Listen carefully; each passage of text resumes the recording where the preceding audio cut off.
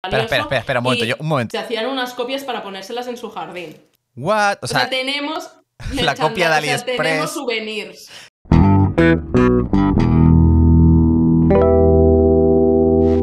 Muy buenas, una vez más a Escribe Mejor, el canal para guionistas. Hoy tenemos a Alba Secoy, experta en historia del arte, streamer, creadora de contenido y maravillosa persona. Hoy vamos a hablar... Hoy yo me había preparado como... O sea, nosotros hemos hecho una charla previa de otro día para hablar de historia del arte, ¿no? Y qué historias se cuentan desde la historia del arte, ¿no? Después los romanos dibujaban esto. ¿Y qué pasa? Que todo lo que nos han contado es mentira. Efectivamente. Entonces, claro, pues yo el guión que tenía preparado, con lo poco que sé, claro, yo de arte no tengo ni puta idea, hablando en plata. Entonces, claro, era como que de repente me dice Alba que esto no está. Claro, yo me había preparado. No, pues originalmente en el medievo las cosas que te explican es para hacer pedagogía como de la Biblia y de nuestro Señor Jesucito. Luego en el Renacimiento la gente dice, pues los que molamos somos nosotros, no Jesucito. Y empiezan a hacer pues cuadros con la gente y tal. Y esto es mentira, esto es fake. Esto es fake, esto es un bulo, eso es una construcción, como nos gusta decir a los historiadores y a los historiadores del arte, esto es una narrativa construida y hoy pues os voy a contar cosillas al respecto. ¿Y qué ha pasado? ¿De dónde, en qué momento alguien dice, pues mira, vamos a contar esto? Como tantas cosas malas que ocurren en la historia, esto sucedió en el siglo XIX. Siglo XIX es el culpable de todo, ¿vale? Finales del XVIII, principios del XIX, aparece la academia, ¿vale? Aparece la academia, que es, pues, un lugar donde se dice lo que es arte y lo que no es arte según los ideales, la ideología, el pensamiento político de la época, ¿no? Entonces, ¿qué estaba ocurriendo a finales del XVIII, principios del XIX en Europa? Pues había habido, o sea, la Revolución Francesa y todos estos ideales de la Ilustración, la gente está mirando a Grecia y a Roma diciendo que son los mejores del mundo, que ellos sí que hacían las cosas bien, no como los medievales que eran unos incultos, que estaban, pues lo que tú has dicho, ¿no? Que estaban obsesionados con la religión, porque en la Ilustración pues estaban como con esa idea de no, la razón, la verdad no está en la religión, en Dios, en no sé qué, como que buscar todas estas otras respuestas a pues el cambio político de tirar el antiguo régimen, todas estas cosas, ¿no? que estaban sucediendo. Bueno, pues en ese contexto histórico en el que señores blancos heteros, muy blancos y muy señores y muy franceses heteros. además, ¿no? O sea, eran Y franceses franceses, sí, franceses, sí. De hecho, Francia tuvo una de las academias más potentes, también en Londres hubo una academia muy potente. Bueno, sí, era una cosa europea, sobre todo francesa, inglesa y alemana. Porque el primer historiador del arte era alemán, si no me equivoco, que era Winkelmann, Joachim Winkelmann. Hostia, este lo he estudiado yo. No recuerdo, ¿Sí? o sea, imagino que en historia del arte o algo así, pero de hecho, me suena... su cuadro más famoso vengo aquí a reivindicar, el cuadro más famoso de Winkelmann lo pintó Angelica Kauffmann, que es una mujer pintora que fue cofundadora de la Academia Real de Bellas Artes de Londres, que es una señora que fue muy importante, que nadie nunca habla de ella. Yo siempre la reivindico a Angelica Kauffmann, pero bueno, saliéndome O sea, de ahí... su cuadro más importante no es su cuadro más importante.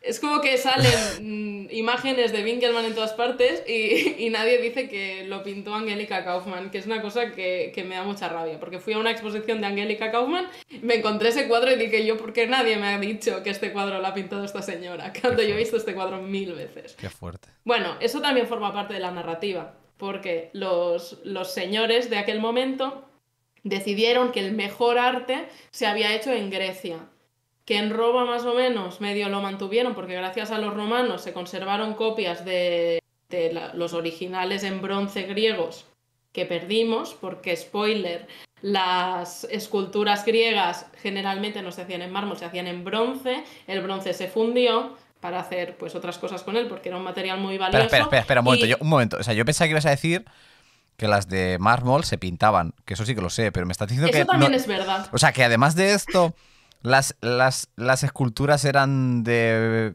bronce. Ajá, ajá. What the Las fuck. esculturas, en plan, el discóbolo ahí, el tío así como medio Claro. curvado, ¿sabes?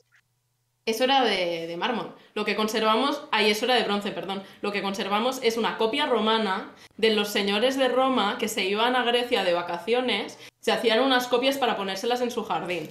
What? O O sea, sea, tenemos la copia de o sea, tenemos AliExpress. souvenirs. Lo que Tenemos la copia conservamos de del, AliExpress. What the efectivamente, fuck. efectivamente. Efectivamente, entonces, claro, tenemos documentos que nos hablan de esculturas que son maravillosas, de una técnica impecable, pero no las podemos ver, no existen. La mayoría de ellas no existen, porque son copias romanas. Wala, esta primera noticia, ¿eh? O sea, reacción en shock en vivo y directo. Sí. Estoy Sí, esa flipando. es una de las mentiras. Esa es una de las mentiras. De hecho, hay muy pocas esculturas en bronce, porque las pocas esculturas en bronce que hemos conseguido es por naufragios. Claro. Porque como estaban en el fondo del mar, no había la tecnología necesaria para rescatarlas, entonces no se pudieron fundir. Pero todo lo que estaba al abasto de la gente, pues se fundió. Qué fuerte. Claro, pero por una cuestión, no porque en la Edad Media fueran unos bárbaros ni nada, sino porque no se tenía el concepto de patrimonio que tenemos ahora. Entonces, si tú ves Claro. una escultura a un dios que te la suda porque tú tienes otra religión y eso vale mucho dinero, pues lo fundes para poder comer. O sea, Claro. no, que también se nos vende toda esta idea de la Edad Media como este momento de gran barbarie, no, es que directamente no tenían este concepto de proteger lo que ha pasado, Claro. proteger el patrimonio. El concepto de patrimonio empieza a formarse un poquito cuando en el siglo XIX Claro. también, Eran, porque eran todo viene Funko del siglo Pops. XIX. Funko Pops de una serie que no habías visto. Era como, bueno, pues a mí me da igual Zeus. Es como, está hecho de metal, está hecho de Efectivamente, cobre, lo voy a fundir y lo exactamente. utilizo para otras cosas. Qué Sí. fuerte. ¿Y estaban pintadas las esculturas griegas? Entiendo que Es, no. O... Mm, ahora que dices el mármol, yo juraría que sí, pero mira, ahora mismo con el bronce no estoy tan segura, pero lo que segurísimo estaba pintado era el mármol. Lo que sí Eso que sí. eran esculturas de mármol eran las que estaban en los edificios, como por ejemplo el Partenón. El Partenón no era blanco e inmaculado, el Partenón estaba pintado. ¿Y por qué motivo nos pensamos que el Partenón era blanco e inmaculado? Por el siglo XIX. Iba a decir los Porque, yogures que los ponen en las no, tapas. El yogur griego. Es como, maldita exactamente, sea pues esta es que la none. idea, ¿eh? El de Es previo. Heroicos y todo eso.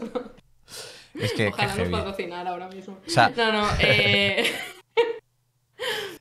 claro, es que todo vuelve a lo mismo, ¿no? A esta idea que querían transmitir los neoclásicos, la gente del siglo XIX, diciendo que los griegos eran seres de luz, seres divinos, con la democracia ateniense, que era una cosa que ellos querían llevar a, pues eso, ¿no? Estaban tumbando el antiguo régimen, ellos querían hacer un estado democrático para ellos, pero bueno. claro. Entonces se reflejaron en lo que era Grecia, entonces por eso idealizaron a los griegos, idealizaron Vale. justamente la esta solemnidad, esta pureza blanca, impoluta de los griegos, que es completamente falsa, pero claro, en ese momento tampoco, no es que, o sea, como que nos engañaron, pero a medias, porque tampoco tenían la tecnología necesaria para poder ver que eso estaba pintado. Eso ha venido más tarde, pues porque tenemos la tecnología que nos permite ver que hay restos de pigmento, pero ya les iba bien a ellos, Claro. ¿no? Inventarse todo esto. Y Entonces parte que. ahí ya sí. Imagino que en algún lado, o sea, deberá quedar constancia por escrito o pintado o dibujado o no sé. O sea, digo yo. O sea, entiendo que obviamente depende de qué técnicas, ¿no? Como cuando cogen, pues este cuadro y le pasan los rayos X y ven que hay otro debajo, ¿no? Que hay una brecha tecnológica para saber o no saber. Pero claro, quiero decir, es algo que vio la gente. O sea, el Partenón no estaba Mm. escondido precisamente. Imagino que en algún lado quedaría constancia de Sí, eso. ahora que lo dices, no tengo muy claro dónde podría estar escrito. Seguramente sí, que estuviera escrito y como que lo tiraron un Claro. poquito de lado, ¿no? También es verdad que mucha literatura del siglo, o sea, de Grecia y de Roma pues ha sido destruida por incendios, inundaciones, millones de cosas. Han pasado muchísimos años y es cuando más atrás vas, más Claro, difícil no. es tener fuentes escritas, ¿no? Entonces, ahora mismo ahí me pillas un poco, pero sí que puede ser que haya alguna No. Pero bueno, cosilla ahí está claro que escrita. les interesaba decir que no, esto siempre ha sido... Claro, entonces ellos crearon un relato de progreso, ¿no? Porque estamos un momento en la mente moderna, ¿no? En la mente de la historia tiene un significado, tiene un progreso y es este camino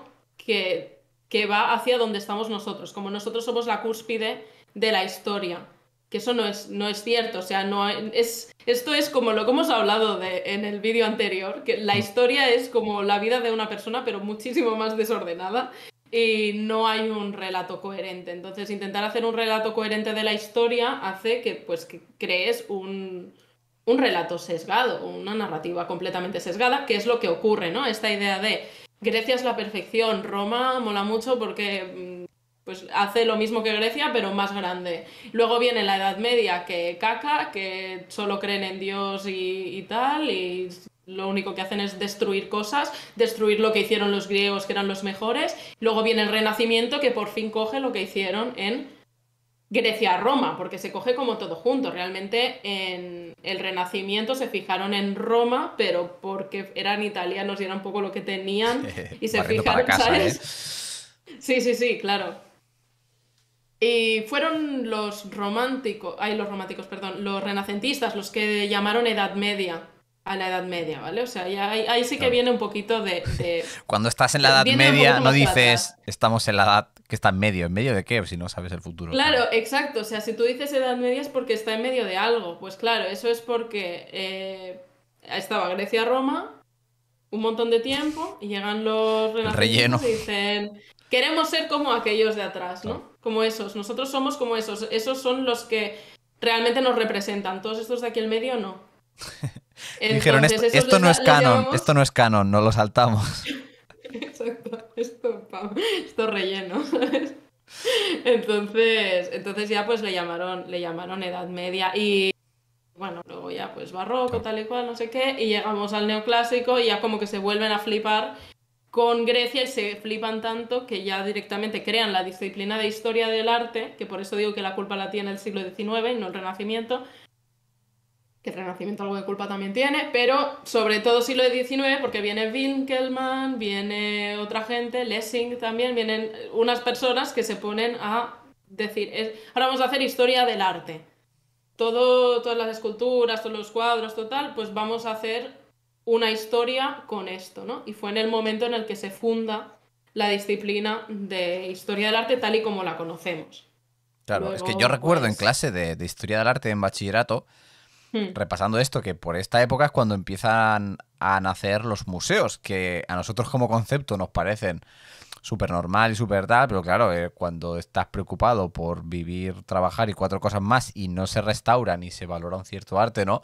Pues el concepto museo no existe. Y recuerdo, no sé si, creo que era una novela de Brandon Sanderson, que si bien obviamente transcurren en un universo ficticio, pero que replica bastante como lo que es el medievo, la revolución industrial, no, como una cosa intermedia, hablan de que hay un museo y como que me vuela la cabeza. O sea, si tú, yo qué sé, estás hablando del Señor de los Anillos, no dices, pues aquí tenemos el museo de que está inventado todo eso y podría haber un museo. Pero como que, ¿no? En tu cabeza, históricamente, sabiendo en el periodo de tiempo en el que se basa, hay algo que te rechina, decir, hostia, ¿había museos en el...? No, o sea, imagino que habría, pues, colecciones privadas en el sentido de, pues, yo qué sé, pues con el Vaticano, ¿no? Pues aquí tenemos todas las cosas que guardamos, pero no está para que la gente lo vea, está para nosotros. Claro, la gente coleccionaba cosas. El arte generalmente se hacía para las élites, porque era quien podía pagar eso. Era quien podía pagar un retrato, quien podía pagar lo que sea, ¿no? Entonces, la mayoría de veces el arte se hacía para la iglesia. En Europa, estoy hablando de Europa, ¿vale? Claro, claro. Porque es la historia del arte que domino. Luego ya cada territorio va por sitios muy distintos. Porque, bueno, es que ahora me ha venido a la cabeza el ukiyo-e, que son los grabados japoneses, que el ukiyo-e lo que hace es retratar escenas cotidianas de gente que va a comprar o que se pone un sombrero para no mojarse. y poco más. Y realmente eso se hizo porque el emperador quería saber qué hacía la gente. Como para controlar a la gente, qué hacía con su Buah. vida, pidió que hicieran grabados y se los enseñaran para ver qué hacía la gente. Qué Entonces bueno. ahí es como que se gira mucho, ¿no? Porque esto en Europa no ha pasado nunca. En Europa no ha habido ningún rey que diga, Está puto enséñame igual. lo que hace el populacho.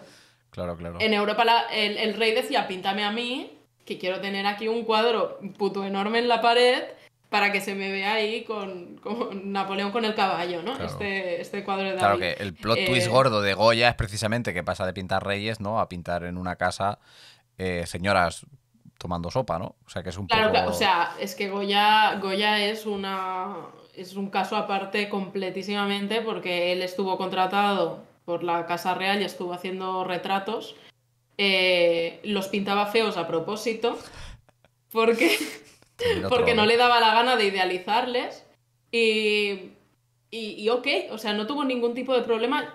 Ese señor debería tener un carisma muy bueno, no sé, le debería caer muy bien a la gente porque no tuvo ningún problema con eso, pero también luego, por su parte, hizo cosas loquísimas, como los grabados de los desastres de la guerra, retratando torturas y cosas que ocurrieron en la guerra del francés.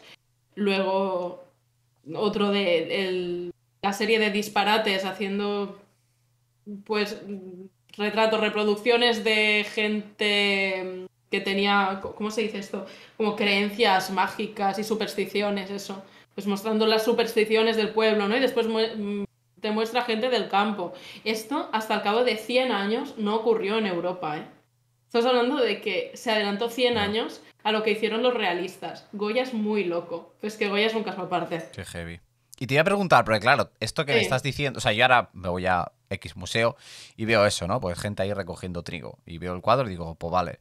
Entonces, ¿tú hasta qué punto defiendes o no? ¿O qué opinas de que al lado del cuadro haya un cuadrito de texto? Porque hay muchas cosas que sin un contexto no lo sabes apreciar. Que a veces ves un cuadro que, yo qué sé, me lo invento, que está todo pintado de rojo. Y dices tú, pues vale, pues está todo rojo, ¿no? Y luego te pones, no, porque el artista toda su vida había trabajado con el color verde y justo cuando tenía el cuadro se le murió toda la familia y dijo, vale, pues lo pinto rojo. O sea, como que a veces, como persona, a menos a mí, como persona que le gustan las historias, ¿no? Pues saber un poco, entender de dónde viene, de dónde va, por qué los cuadros particulares son particulares, ¿no? O sea, tener como el contexto. Yo estoy completamente a favor del contexto, estoy completamente a favor de las narrativas dentro de los museos. Al final, los museos son espacios que no deben ser una colección de cosas, deben ser un sitio didáctico en el que la gente vaya a aprender cosas. Entonces, para que la gente pueda aprender, tú no puedes simplemente poner un cuadro y ya está y apáñatelas. Tú tienes que crear una narrativa, tienes que crear una historia. Entonces, a esto se le llama museografía, ¿vale? Hay una disciplina que se llama museografía que se dedica pues a eso, justamente, a ver cómo se exponen los cuadros, ¿no? Entonces, todo esto en principio está y debería estar pensado. Entonces, eso, la experiencia que tú puedas tener con un cuadro, solamente con el cuadro, es muy corta, muy poquita comparada con la experiencia que puedes tener si tienes más información. Así que estoy totalmente, no solamente a favor, sino que creo que es completamente necesario que se creen estas narrativas, que se pongan en diálogo. Hay una cosa que decimos en Historia del Arte que es poner en diálogo dos obras de arte. Eso es poner una al lado de la otra o una enfrente de la otra en la misma sala. Y suelen ser dos obras que o una se ha inspirado en la otra o tienen un tema en común o lo que sea. Entonces, una cosa es ver una obra aislada y otra cosa es ver una obra con esa otra obra, ¿no? Por ejemplo, un diálogo que se podría establecer, Las Meninas de Velázquez y el retrato a Carlos II, creo que es, de Goya, ¿no? Que es este retrato de la familia real, que es enorme, que está toda la familia, ¿no? ¿Por qué se podría establecer un diálogo? Bueno, pues porque Goya se inspiró en Las Meninas de Velázquez, en ese Velázquez, ¿no? Que está allí pintando, reivindicando su figura como Claro. pintor allí delante, al lado de la familia real, y Goya pues utiliza lo mismo y se pone él al fondo pintando también el cuadro, ¿no? Entonces ahí se puede establecer un diálogo y si ves los dos cuadros, como que puedes entender mucho más que si los ves de forma aislada. Claro. Así que sí. De repente van a entrar como ganas de ser, no, merchante, no, ¿cómo se llama? La gente de curador de arte o de museo. Y Sí. hacer asociaciones Comisario. donde es comisario, donde no hay ningún tipo de relación, solo porque la gente se monte sus películas, rollo las meninas y un póster de Naruto. Y como que, ala, ¿no lo veis? ¿No lo veis? Está claro. Pero sí, Es que se pueden hacer cosas muy guapas con eso, se pueden hacer cosas muy chulas y se puede innovar mucho y con las mismas piezas las puedes poner de formas muy distintas y a mí me parece apasionante. Sí, pues estoy 100% de acuerdo con lo que dices tú de que lo óptimo, ¿no? Es hacer como un cierto viaje, como una cierta aprendizaje. Y hablando de eso me recuerda que hemos hecho otro vídeo tú y yo para tu canal, que va a estar por aquí. ¿Sabéis quién es Frida Kahlo? Tanto si lo sabéis como si no lo sabéis, pues hemos hecho un vídeo hablando sobre ella y hablando de la película de Frida Kahlo, qué cosas se inventan, qué cosas no se inventan, y también hablamos un poco de cómo funciona un biopic, ¿no? O sea, una película de estas que hablan de una persona de verdad, como a veces te tienes que inventar cosillas y demás. Y nada, con esto pues nos despedimos. Os pongo por abajo también las redes de Alba. Muchísimas gracias por esta colaboración estelar. Y nada, De nada, a ti por llamarme. Si habéis aguantado aquí hasta el final, malo sería que no os suscribáis a este canal, al de Alba, y que fuerais a ver el otro vídeo. Malo sería, ¿eh? Si habéis aguantado aquí 20 minutos, es que os ha gustado. Así que nada, y con esto, con esta pequeña chanza, nos despedimos. Hasta luego. Adiós.